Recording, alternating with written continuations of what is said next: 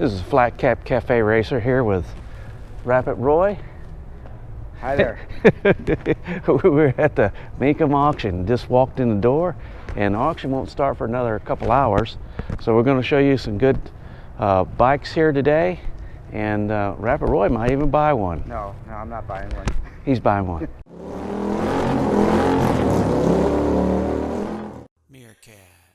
This video is going to be a little hard for me to put together. I don't know how many of you have been to a motorcycle auction or have seen one on TV, but I think I'll start by kind of showing you a little bit about how they go about getting the bikes up there, and showing you one of the bikes being bid on to start with. Then I'll show you some of the other things behind the scenes. So folks, you can see here, these are the ones that are going into the auction first today, and they'll go through this door here. Then Wednesday, the rest of Wednesday's bikes are along the far wall, and Thursday, Friday, and finally Saturday. This is where they keep some of the bikes, and some of the bikes are upstairs. This is going up to the auction floor. You can see them rolling the bikes up.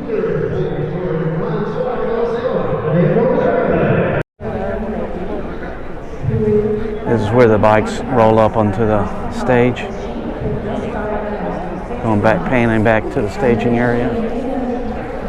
We're setting up in the cheap seats. Right down the bottom is where the bidders are.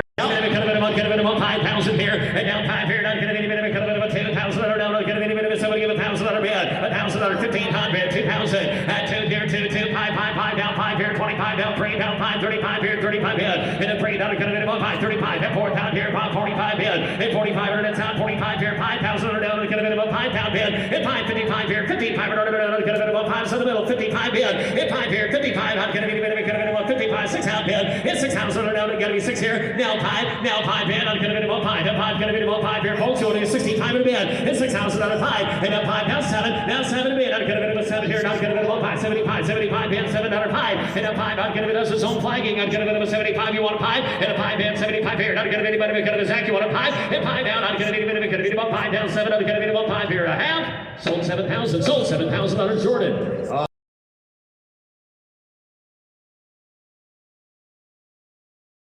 W60 is a 1972 Hadaka 100. Or we used to call them the Super Rats. They're all different. Looks like it's got a fairly new chain that got a little pitting around the gas tank there on this side. Roy has spotted a 650 turbo, same model as his, and probably not near the shape, right? I could probably tell you everything wrong with it in a few minutes. Oh, see, this is what I had on mine that I drilled holes for, just like I explained on the way over. And I got a new fender just because I had holes in it like that, to put it back to original. This crack here. This is a non-reserve, so it was going to sell. Seat's been recovered. This has a 500 turbo starter. You can tell by that Phillips screw there. 500 starters are better anyway. And this is exactly what I did with mine back in the day. I put instrument here, and I had a Hobbs meter here. Doubt my greatness. It's really frustrating. That's what Harold said to me. Is there a clip over there? Yeah. Go break it, you're being taped. Hey, do you need, there's a lot of them here that are in really good shape. What you find is that as you go towards Friday and Saturday, they get to be more expensive and they're in better shape. Most of these are in conditions. We've seen some pretty conditions too, one being the best. We've seen some 2s, but most of them are probably 3s and 4s over here. What's the worst condition? I think 5 that you can, but that's not a non-runner. And oh yeah. what I'm saying about the left side I was talking to you? Yeah. What did you say about it? It looks crappy. Look at Of it. course it does. Look at that pump or whatever that is. Yeah, yeah, yeah. Air pump or valve or something. Yeah. It's a beautiful bike, then they spoil it by putting that on there. Yeah, absolutely. It looks good from that side, right? You know that's California. Yeah. Is it just I've got one of these. Just the California one? California has an exhaust gas recirculation valve, and there you're looking at it. It's a hideous thing. Yeah, it's a great looking bike. You take that off. The plane. Don't you remember being saved by that? I've got a California. I've had a couple of these that didn't have that. That's this thing you're talking about? Yeah, right you here? see that big Yeah. octopus hanging out. It's a great looking bike other than that piece. It's That's like, California. That's what they Pump did or here. air valve or something for the Yeah, I think it injects fresh air into the exhaust. I think. we're new. They're the perfect combination for a collectible bike because they were horrible at the time. The selling. Yeah. So the sales were so bad that now they're so rare to find. Yeah. They actually shipped 1,000 of them back to Germany. An importer bought them and shipped them back there because they sold so poorly. We have a shop and we have it in the shop. And people will come in and tell us stories. Oh, I used to work in a Honda dealership in the 90s and we had one of these that was covered in dust and no one wanted to look at it. Uh-huh. And then now they wish they would have bought it for a 1,700 or whatever Yeah. it was. You know, some of the stepchildren of the old days are now the Yeah, that's exactly it. stars. Yeah, that's the recipe is limited production and it didn't do well. Kind of the Cafe Racer Harley is that way. Yeah. XLCR. Yes, didn't sell well at the time. 77. They couldn't give them away. Yep, that's exactly what I mean. These are the same way. Couldn't give them away. Nice Sportsters. I'm gonna pull my mask down a little bit so I can drink my soda.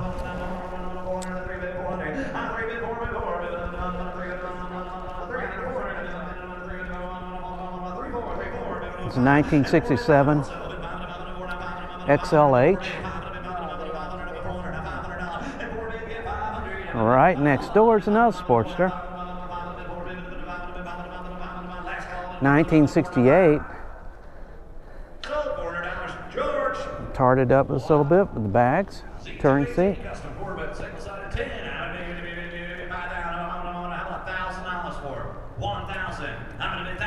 To me, these look better than the new Sportsters. So far, we can come consensus that Roy should not buy bikes for me, and I should not buy bikes for Roy, because obviously, I think we've not agreed on too many bikes so far. This was always an interesting bike to me. It had the 6-cylinder, it had the little bags on it. I think a lot of them were police bikes. Didn't they make some of these police bikes in Europe? I spotted Roy's bike for him already. Yeah, there you go. The Indian. Oh, the seat's low now. 1969 Indian.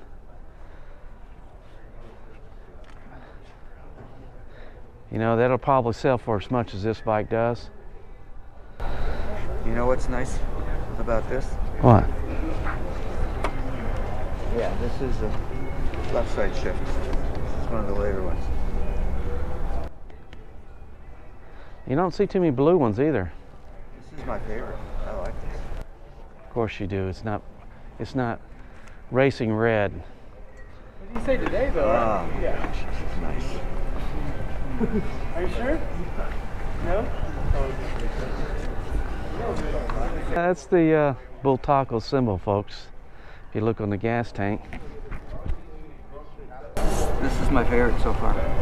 We're to a mini bike. Roy says this is a real motorcycle compared to mini bike back then. This was his first real motorcycle. This was my first real motorcycle that I spent $204.75 on, brand new. How old were you then, Roy? Well, in 72? No, 70. 13? Turned 13 that year. Roy was still the same size then at 13 it is now. My friend George had a mini trail, the MT50, and he was way cooler than me because he had the bigger wheels. Roy went past the 500 Yamaha and he spied this orange Mecum. It's like one W187. It's a 1971 Mecum 125. And folks, the front tire of this is probably not more than a 275? Oh, it's not. I see mountain bikes with bigger tires than that. See if that's a 2.5. That's interesting. That's very narrow. That's a narrow. I'm gonna look at that size. and it looks like it's a rotary valve. It is. Yeah. Yeah. I did that with the 125, which were kind of rare, the 125. It's supposed to be a light bike. A 1973 Kawasaki H1, no reserve, 5,500 miles, Barnett clutch. It's got some new stuff on it, seals and things on it. The gas tank looks original. It's not. It's got some scratches and pecks and stuff. I've decided to break this up into two parts. They've got so many more bikes I want to show, and I'm going to leave out so many anyway. So this is part 1 of 2, and a couple more days we'll get part 2 of 2 out. A lot more bikes to see. Stay tuned. Join me and my friends at Flat Cap Cafe Racer for riding and racing. Please subscribe.